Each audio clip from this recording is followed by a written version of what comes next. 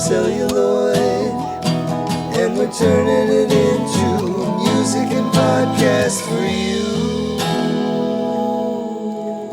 Welcome to We Came From Celluloid. I am Nicky P, here as always with my good friend, my brother from another mother, my bandmate, my muse. Well, what else can we tackle on here to make it sound more uncomfortable? Mr. Brian Pritchard. How we doing there, buddy? Excellent, Nick. Good to see you, sir. It is good to see you. I feel like I've seen you recently anyways, but... Not like this. Not like this, you haven't. Not like this, I haven't indeed. So, it's been a long time since we got the podcast together because for whatever reason, your house does not like the way that I record podcasts, which is the way I record podcasts with all of my people that I work with my company and whatnot.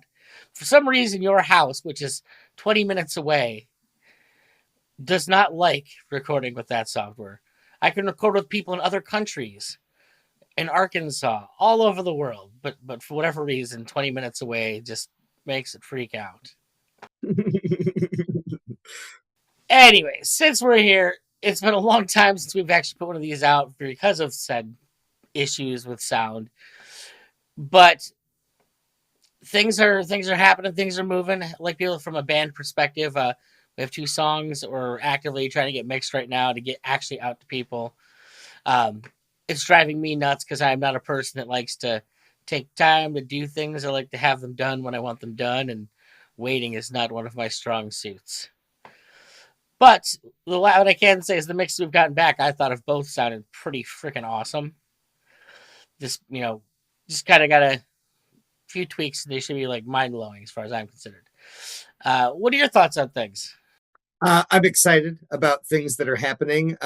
Two things that are noteworthy that come to my mind are the tour that is coming together for June and July of this year, because I've never done anything like that before. And so I'm excited, not just for the experience, but for, this is a cold technical way of putting it, but for like the data gathering, right? That like in order to pursue that realm further, right? Assuming that it's fun enough that I sit there and I go, I would do this again. I expect that to be the outcome, right? That part of what this means is learning shit that you can apply to next time. So that's exciting.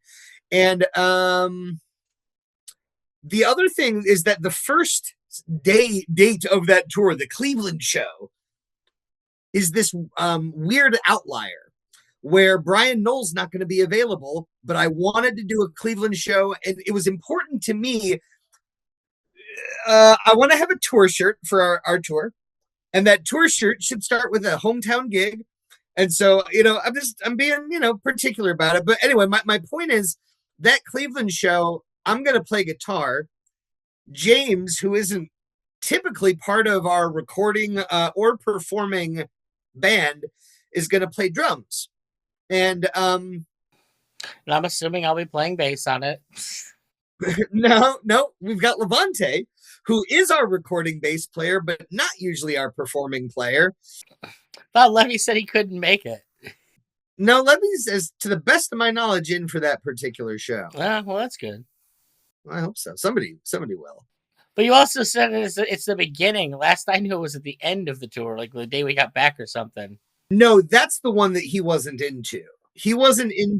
I had reached out to you guys about doing like a VH1 storytellers type event. That's the one that you're thinking of. This other one was, I tried to book it actually as a dome show, which is where Levante I knew was available. But Max was not, and Noel was not. And so at the moment that I had Connor and Levante already on board, and then I checked in with you and you said yes. I think I then started a you and James thread, oddly enough, if that's ringing any bells, where I then checked with you too to about the date. You know what I mean? Where James was then asking you, I am remembering, James was then asking you, like being like, well, yeah, as long as I've got recordings, and you're like, I've got lots of recordings. So yeah. I'll take your word that it happened. It happened. It happened just like that. But my point is, that's also intriguing to me because, like, it's one thing to have had, we've done 3 different shows in the last year, let's say, with 3 different bass players, Freddie, Jimmy B, and Levante. Puma Thurman has performed with you on bass before. That is true. And with Noel and Jim Groves, and you know what I'm saying? Like we have had different versions of that. And as much as I love like plan A at any given time, I like the notion of having a few different plan B, plan C variants. And yeah, I mean, I'll put it this way, like, you're the band to me. Like, as it relates to being a performing act, if you can be there, the songs I think can be performed by more than one assortment of people, right? Like, you need to be there. Everything else, like, frankly, like, I could be there as a spectator and watch Halleck play the drums, you know what I mean? And then the rest of the band could be as it normally is. I could just be like, oh, this is fun. I just get to watch the show today, right? So he says that, people. I'm going to tell you, he's completely full of shit. Just as a novelty, I can do it one time. Like he maybe pushing it to the level of spectator is because he would be blue balled so bad at not performing. In fact, you say that, Brian, like a guy says, "Yeah, we could totally have a 3-way, honey," and, and like, oh yeah, it's all fine and good until it actually happens, and then you're in the corner.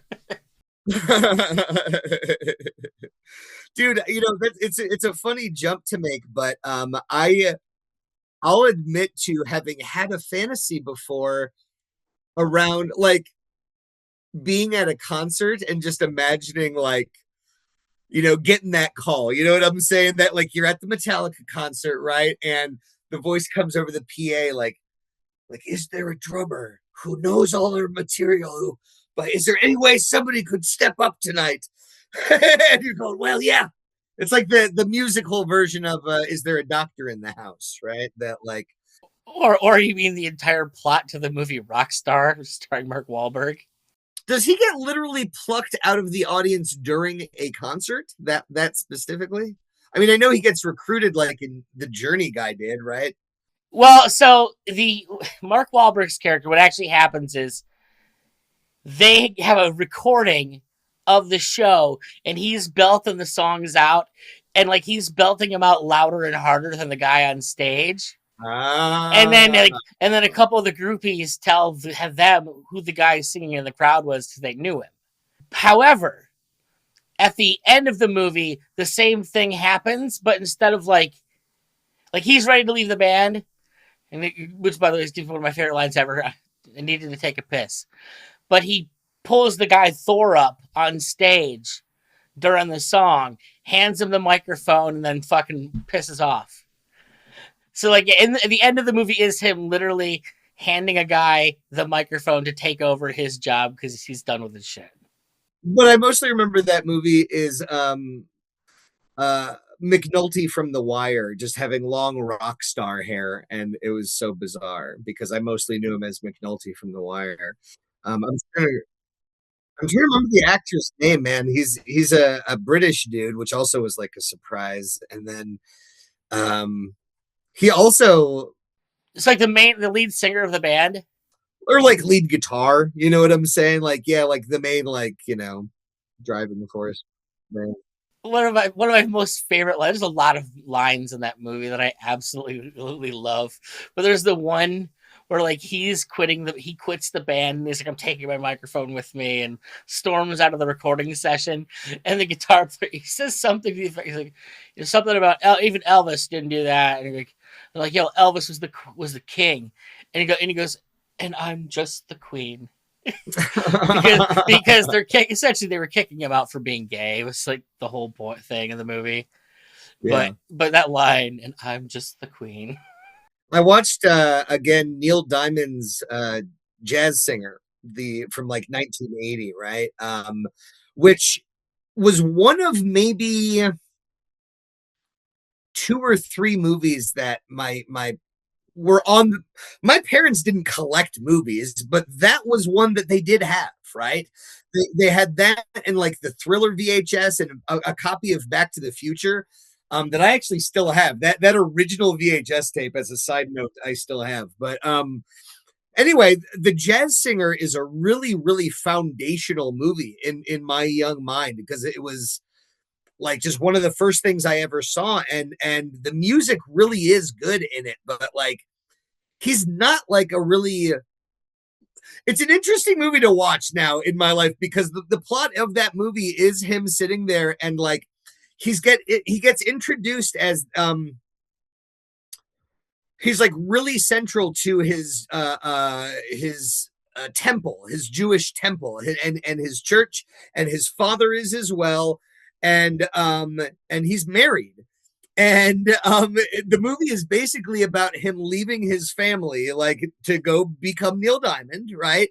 And then, but at one point he's feeling shitty about that, and so there's a scene where he storms out of the record studio right in the middle of like making the album. He doesn't know that his girl's like freshly pregnant. We know as the audience, but he doesn't know.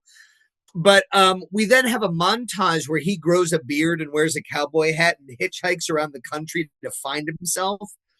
But he's gone for like 2 years, because when he finally comes back, his child's like not only been born, but is like, a year old or something like that. And she's just all like happy to see him, like, hey, welcome back. You know what I mean? Like totally not a big deal, doesn't miss a beat. Like, I don't know, it just cracked me up. You know what I mean? It's a very different world as far as is the idea that like somebody can I don't know,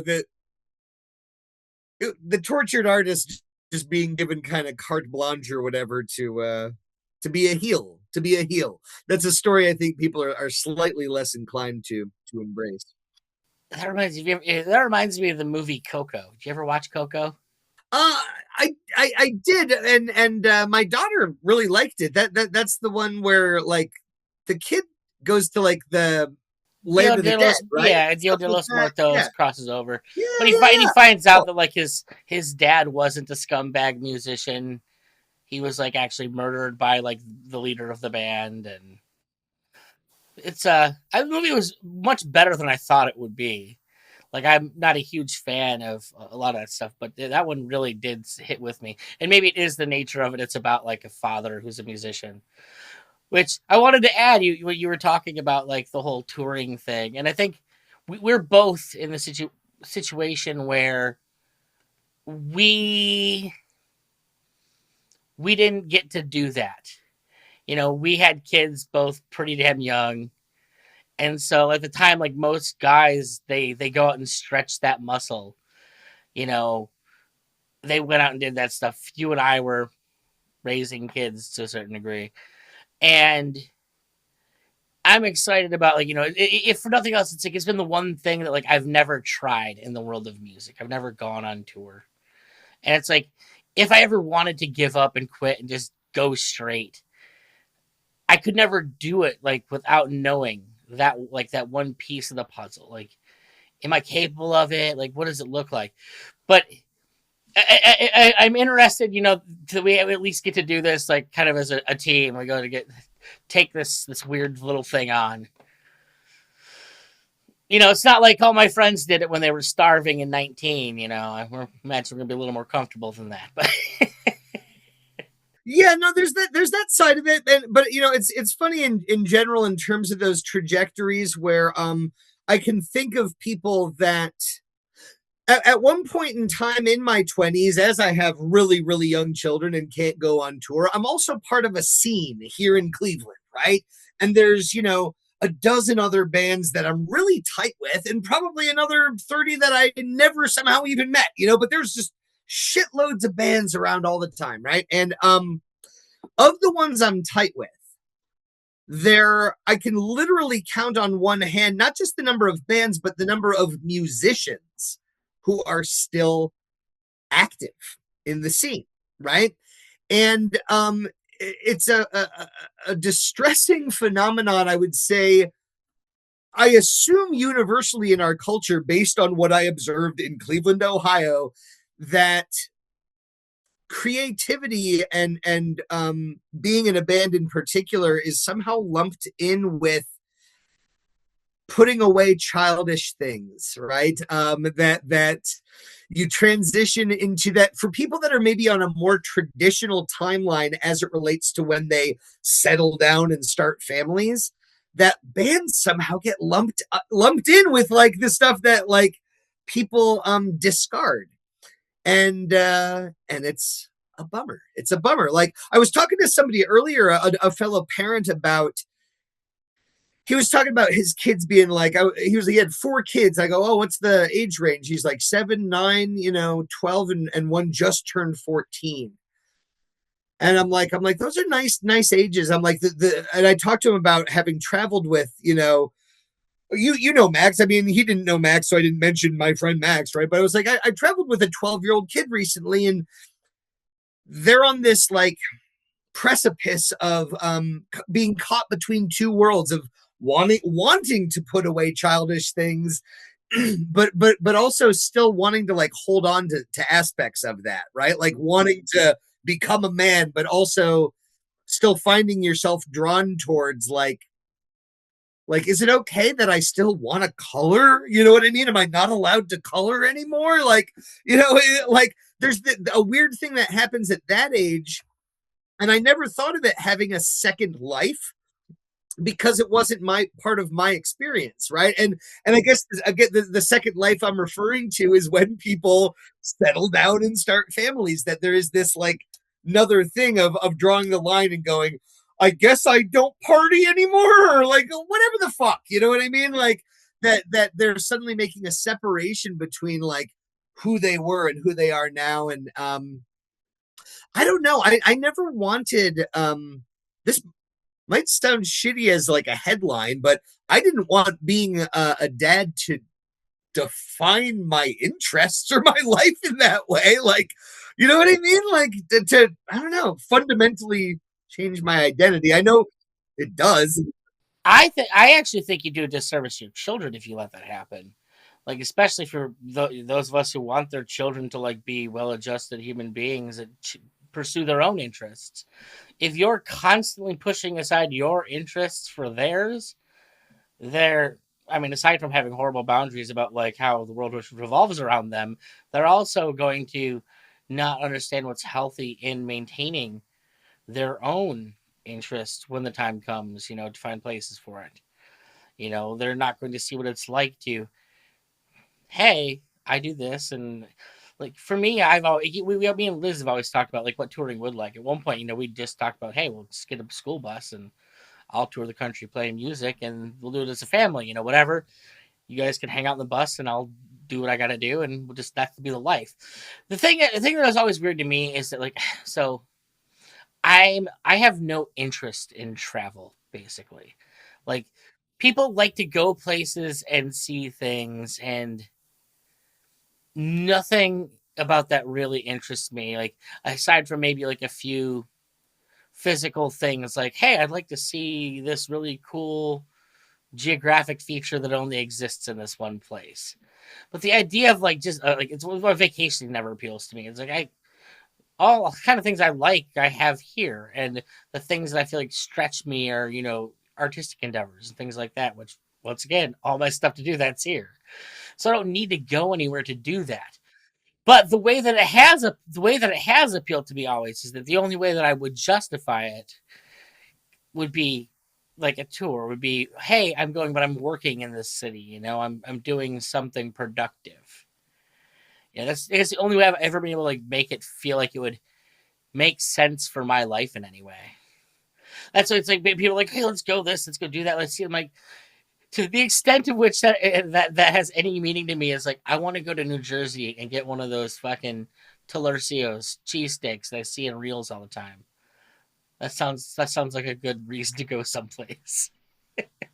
Yeah, no, that's really interesting. I didn't that is new information. I'm learning new things about you, about my friend. So I'll describe a feeling that it doesn't sound like you relate to, which is that I don't need much. As I love travel and I don't need much. And what I mean is that, like, parking my car in an unfamiliar area and just being able to like walk around and look at new shit that I've never seen before is of interest to me. And it doesn't have to be like attraction in any tradition. Oh, well, I guess what I should say is that I don't have to. I don't even have to leave Cleveland to do that, though. I can send you to 4 or 5 different neighborhoods, Brian, and you're going to be as far away from home as you've ever been, just 5 minutes away from home. And I can appreciate that. Well, and I've gotten that feeling during the day. That's been, I've had really nice moments where I'll find myself driving around on a beautiful like spring or summer day in like Amish country or something around here, and it's just sort of like, man, this is beautiful. You know what I mean? Like, I don't know, it's different and it's gorgeous, and no, I recognize that. In fact, I remember coming back from Rhode Island once, and I had just been in Rhode Island and was talking to my family about like, man, it's so cool getting to like how everywhere we're driving around, we're just near the water all the time, you know? And then like right after I got back and I was driving around my hometown, I'm sitting there going like, fuck, I live next to the water. Like I'm literally, my town is Avon Lake. I live, you know what I mean? Like next to the water. I'm near the water all the time. Yeah. Well, and I know, and I've talked to people about this before, and that like I lived like an hour away from Niagara Falls, which is one of those things you always tell people, oh my God, you got to go do this. So much fun, so great, so beautiful. And so, Brian, I don't think it could fill up an entire hand with the number of times I've actually been to Niagara Falls, even though it was so close, because it's so close. You don't think about it. You're like, oh, I could go there whenever. And then whenever becomes never, because there's always something you prioritize more than the thing that you can always do. Like, I've lived in Cleveland. I've never been to the Rock Hall since I've lived here. I've been to the Rock Hall more before I lived in Cleveland than after I've lived in Cleveland. And I've been here going on 2 decades.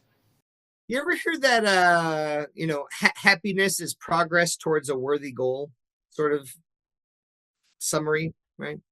It's different than the Beatles said happiness was. That's true. If happiness is progress, there's the feeling of making progress towards a worthy goal. Then there's something maybe inside travel too, as far as the progression of things, because I do even kind of enjoy just the road trip piece of the puzzle, which has like kind of a grueling tedium baked into it, that it's sort of like, yeah, why is this satisfying? Because not every type of grueling tedium is, certainly, but the notion of grueling tedium with maybe it's a weird analogy, but I think of the fruit on the bottom yogurts, right? Which I do not shake before consuming.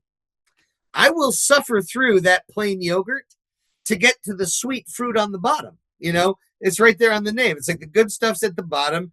Just work your way down and get there. Some people mix the two together. They gotta have, Well, I'm gonna take the blade in my pocket, cut the bottom open, suck the strawberries out, and then throw the rest away. Holy shit, that's a fucking sinister thing you've done. I bet you opened the top of the box and ate through all the cereal to get the prize at the bottom too, didn't you?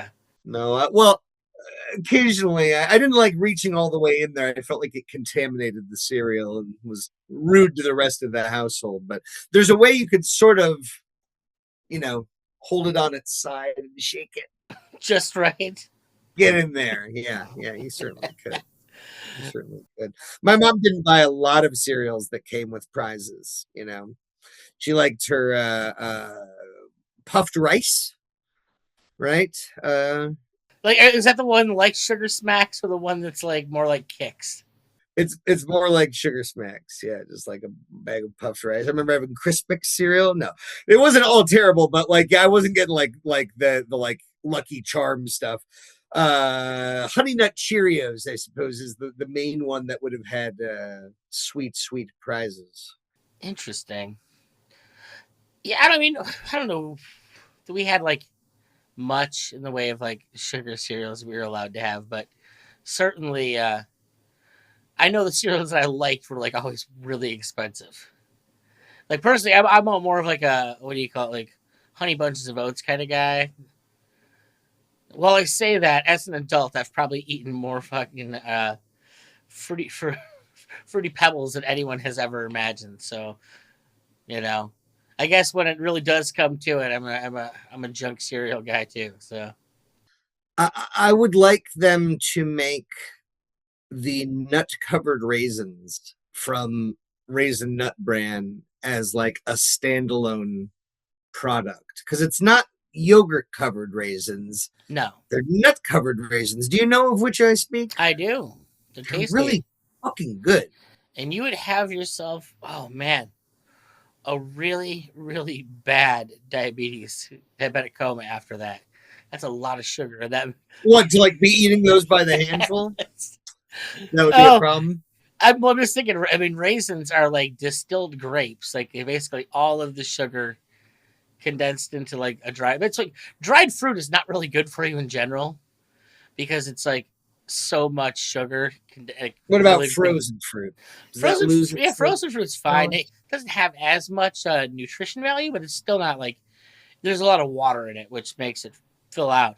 The problem is like, can you take fruit and like you suck all the water out of it, and all you leave is the sugar? Don't get me wrong, it's delicious, but I'm just sitting there thinking like, ooh, oh man, it sounds amazing, but I would probably like freaking lose myself. Well, I'll share with you, I suppose, because we're only like 5 weeks into the year. I had two great big screen experiences so far this year. I've been 2 for 2. You know, I saw Dead Man's Wire recently, which is a Gus Van Sant movie that the preview felt like, oh, this looks like a Dog Day Afternoon kind of story, and they're saying like Dog Day Afternoon that it's also a true story, not one I've ever heard before, and I didn't look it up beforehand. I just went in, from the preview, from an interesting cast, from a filmmaker I like, and it was really really enjoyable. So yeah, I would recommend Dead Man's Wire, and then the 28 years later sequel called Bone Temple. There's, I can probably count. This is the third time we've used this expression today, but I can count on one hand the number of times in my adult life that I have had a big screen experience that just made me like grin ear to ear. You know what I mean? Usually at something like I remember in one of the like Hobbit movies, which I didn't really otherwise like, but there was this amazing like waterfall barrel chase sequence in there that it was just such a big screen spectacle in 3D and IMAX and stuff that I was just like, this is why we come to the movies, But Bone Temple, man, was just such crazy, wild, audacious filmmaking, and it made me smile, and it made me really happy because it was wacky and delightful. So here's the question I'll ask about that one because it looked awesome. Like the trailer looks fantastic, but I have no interest in the storyline of that franchise past the first movie. The second movie had nothing to do with Alex Garland and Danny Boyle. Yes, and I realize that. I think there's no need to have anything after the first movie. But that being said, I am interested in that movie. So does it work as a standalone film? Let me clarify. Have you seen 28 Years Later, which, if you look from their perspective, Garland and Boyle would be part 2. You know what I'm saying? Have you seen that one? It didn't look any good to me. The premise looks stupid. Okay. You wouldn't want to skip that and then go right to this new one. I would say they are pieces of a whole because it's the same. Like he wrote a trilogy. It's just that Danny Boyle's only doing the first and the third, so that they can come out like quickly. You know what I mean? There was a very short gap between, Oh yeah, it was what, last year, this year kind of thing. and I believe the final one is coming out in like November. You know what I mean? Like I think Haven't even heard it's about just it like yet. 1, 2, 3 like that, and Yeah, I mean, even the third one doesn't even look like it has anything to do with the first one. Like maybe the first one might set something up for it, but it's looks like even a completely different style of movie. no, I mean Alex Garland as a storyteller, I feel that there's connective tissue between 28 years later and his movie Civil War, even like that there's stuff in terms of how people treat each other that, yeah, like I don't know, like a lot of writers, you know what I'm saying, there's ties that bind his work together and feel like pieces of a whole. So I didn't have any trouble connecting them as one thing. I'm actually somewhat of an exception in that I liked 28 Weeks Later just as an entertaining zombie movie. I thought Robert Carlyle was great in it. I thought that the opening sequence of that movie was really interesting as far as him getting fucking scared and bailing on his wife. I don't know if you remember that, but that's how that movie opens, is that he has to run away from his family and just get the fuck out of there, like, and he ends up like leaving her behind, and like it's a spoiler, but it's also the first 5 minutes of the movie, right? Well, yeah, but I was gonna say, like, yeah, I sort of immediately hated the character. He would have been a terrible person and not one that I could care to watch 2 hours of a movie about. Well, I hear you. Other than that, like, it's not I don't know. Like, I guess to me, it just struck me as a human moment. You know what I mean? That having a character make a choice that felt something other than like, of course he'll be heroic. You know what I mean? To me, it was at least a choice that it's always nice to see a storyteller, zag where they always zig. You know what I'm saying? Like, it's interesting. So this is one of those things that I kind of, my issue with that is that everyone has gone so nihilistic with filmmaking and want to flip everything on its head. Let's go to the real nitty-gritty realism. And I long for like movies showing us a better potential world, something to live up to. Like they're too much. We've had too many versions of Watchmen at this point. Where everything is just the shitty, angry, evil version of the good thing that we like would aspire to. And whatever. I didn't want to say so. The only Well, I'm trying to think just whether or not I agree with this statement in terms of movies broadly. I go, I'm not entirely sure that that's true. Like, certainly within like superhero stuff and things like that, there's been a bit of overkill. Like, to have another, like when the Robert Pattinson Batman movie came out, it was like, wow, like what we're doing here is going shades darker than the last couple of iterations. Like, what the fuck, man? Like, that somehow to go from Burton to Nolan to Ben Affleck to Pattinson, that they've really just gotten kind of progressively more means. It's like, Jesus, like, give me an Adam West, will you? Like, you watch a lot broader arrangement of film than I do. For me, like I watch a lot of horror, and horror has definitely gone that direction and gotten like way, way darker, way like no sense of hope anywhere in those movies.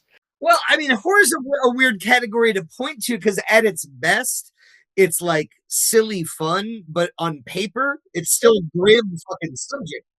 Well, but that's the thing. That's the thing. There's not a lot of silly, fun horror movies anymore.